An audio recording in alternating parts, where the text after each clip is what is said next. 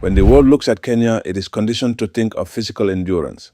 It thinks of the high-altitude training camps of Aden and the unstoppable momentum of marathon runners dominating the asphalt from London to Chicago. But while the athletes were focused on the finish line, a different league of Kenyan pioneers was quietly infiltrating the most fortified vaults of the American establishment. This is not a story of physical speed, it is a story of fiscal stamina. We are moving past the tired narrative of the struggling immigrant. In 2026, we are tracking a sophisticated brain gain, a map of Kenyan women who have engineered empires across the Atlantic. These are the asset architects who looked at the bamboo ceiling of the Western world and didn't just shatter it, they bought the building. From the high-stakes world of climate finance to the rarefied air of blue-chip art, this is the definitive 2026 countdown of the richest and most influential Kenyan women in America. Number 10, Dr. Chao Mbogo, the architect of intellectual infrastructure. We begin with a name that represents the knowledge economy. In the 21st century, the most valuable border a nation has is its digital one. Dr. Chao Mbogo, while maintaining deep roots in Kenyan academia, has become a pivotal figure in the American tech consultancy sphere. Her wealth is a product of intellectual equity. As a multi-award-winning researcher and a consultant for global tech giants, she is the bridge between Silicon Valley's insatiable hunger for innovation and the untapped potential of African tech talent. In 2026, her influence is felt in the boardrooms where the future of work is decided. She doesn't just code, she designs the systems that determine who gets to code. Her wealth is built on high-level grants, proprietary mentorship frameworks, and tech policy advisory fees, proving that in the modern era, brainpower is the most stable currency on the planet. Number 9, Catherine Mahugu, the equity pioneer. Catherine Mahugu is a name synonymous with the tech exit. Long before the world realized that African craft was a multi-billion-dollar luxury asset, Catherine built Soko. This wasn't just an e-commerce site. It was a revolutionary e-commerce pipeline that utilized mobile-to-web technology to connect rural Kenyan metalsmiths directly to the storefronts of Nordstrom and Anthropology. By bypassing the middleman, Catherine didn't just help artisans, she built a scalable tech asset. In the world of venture capital, the ultimate goal is the exit, selling your stake for a massive windfall. Catherine has successfully navigated the high-pressure world of VC funding in San Francisco and New York, securing her wealth through equity and tech leadership. She is the blueprint for the Kenyan serial entrepreneur who views the American market not as a destination, but as a distribution network for African excellence. Number 8, Halima Aden, the strategist of scarcity. Halima Aden's journey is often framed as a Cinderella story, from the dust of the Kakuma refugee camp to the glossy covers of Vogue. But for the Africa corridor, the real story is her strategic exit.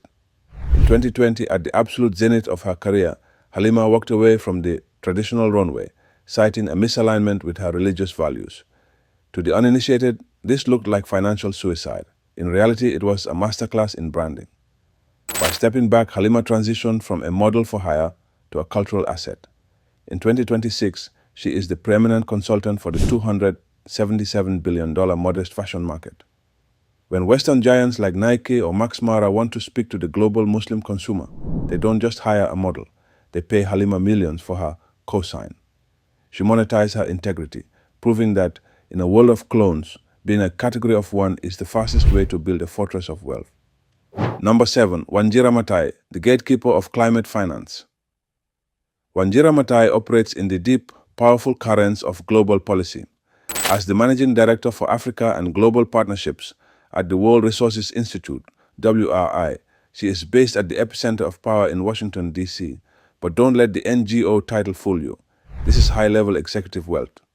In 2026, the green transition is the largest redistribution of capital in human history. Wanjira sits at the valve, influencing how billion-dollar funds from the likes of the Bezos Earth Fund and the World Bank are deployed.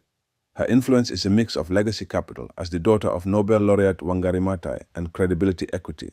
She is the climate gatekeeper who ensures that the transition to a green economy doesn't happen to Africa, but is led by Africa. Her capital is her seat at the table where the world's billionaires go to spend their money to save the planet. Number 6, Elsa Majimbo, the creator economy unicorn. From the structured world of policy, we crash land into the chaotic high-yield world of the creator economy. Elsa Majimbo is the viral unicorn. In 2020, she was a 19-year-old in Nairobi with a bag of chips and a phone. By 2026, she is a luxury brand entity living in the hills of Los Angeles. Elsa's wealth is a testament to the democratization of fame. She bypassed the traditional Hollywood agents and built a direct-to-consumer relationship with the world's biggest celebrities. When Rihanna or Beyoncé co-signs you, your rate card doesn't just go up, it enters a different atmosphere. A single campaign for Valentino or Beats by Dre can command fees that rival corporate CEO salaries.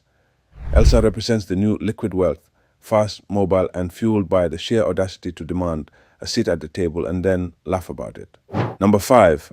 The anonymous healthcare tycoons, the invisible army.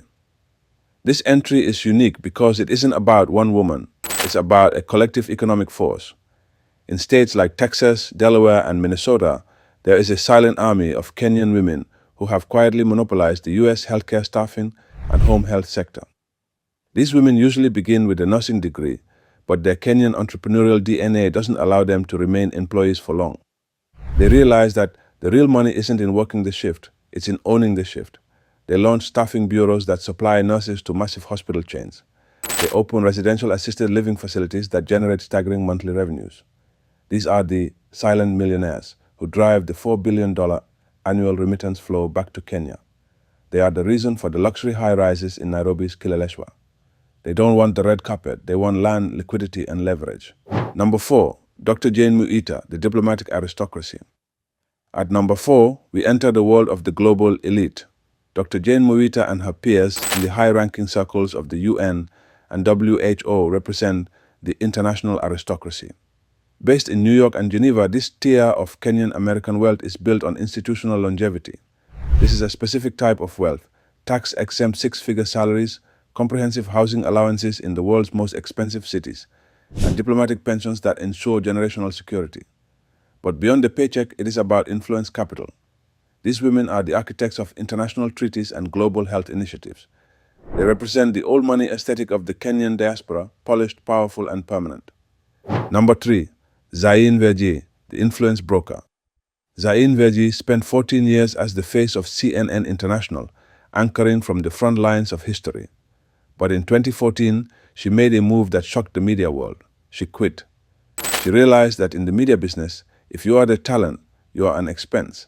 If you are the owner, you are an asset. She founded the Zain Verjee Group, a strategic advisory firm based between LA and Nairobi. This is the business of influence brokering. When a Western billionaire wants to understand the political risk of $1 billion investment in East Africa, they don't call an embassy, they call Zain. Her world is built on access. She has successfully transitioned from the woman reporting the news to the woman who determines what the news means for the global markets. Number 2, Wangechi Mutu, the blue chip asset. We are now in the rarefied air of the ultra-wealthy. Wangechi Mutu is not just an artist, she is a blue chip titan. In the world of high-end art, a Wangechi Mutu is treated like a bar of gold or a share of Apple stock. Educated at Yale and based in a massive studio in Brooklyn, her work challenges the global perception of the black female body. But look at the economics. A single sculpture or collage by Mutu can sell at auction for hundreds of thousands, sometimes nearing the $1 million mark. Her 2019 commission to fill the niches of the Metropolitan Museum of Art was a value multiplier. It signaled to every private collector on earth that her work is now a permanent asset. She owns her means of production. She can literally create millions of dollars worth of value with a canvas and her imagination. Number 1, Lupita Nyong'o, the sovereign brand. Finally, the undisputed queen of the Kenyan American economy, Lupita Amondi Nyong'o. Lupita's wealth is the ultimate intersection of talent and intellectual property. While the world sees the Oscar-winning actress, we see the global brand entity. Let's look at the Marvel Matt. Starring in a multi-billion-dollar franchise like Black Panther comes with upfront checks in the millions and back-end bonuses that build true wealth. But the real tycoon money is in the endorsements. A multi-year contract with Lancome or Tiffany & Company is the holy grail of branding, worth millions annually. Furthermore, Lupita has moved into the producer class. By turning her best-selling book Sulwi into a Netflix musical, she has moved from being a hire to being an owner of the content. Combine this with a blue-chip real estate portfolio in New York and her status as a global fashion icon, and you have the most powerful Kenyan brand in human history. She didn't just come to America to work, she came to rule. The epilogue, the new map of wealth. From the silent hallways of Texas hospitals to the screaming fans of the Marvel Universe, these women have proven that Kenyan excellence is an exportable currency. They remind us that the American dream hasn't disappeared, it has simply been Kenyanized. They are the mentors, the investors, and the architects of a new African century. Who on this list surprised you the most? Was it the silent healthcare mogul or the blue-chip artist? Let's debate in the comments below. This is the Africa Corridor and the future is sovereign.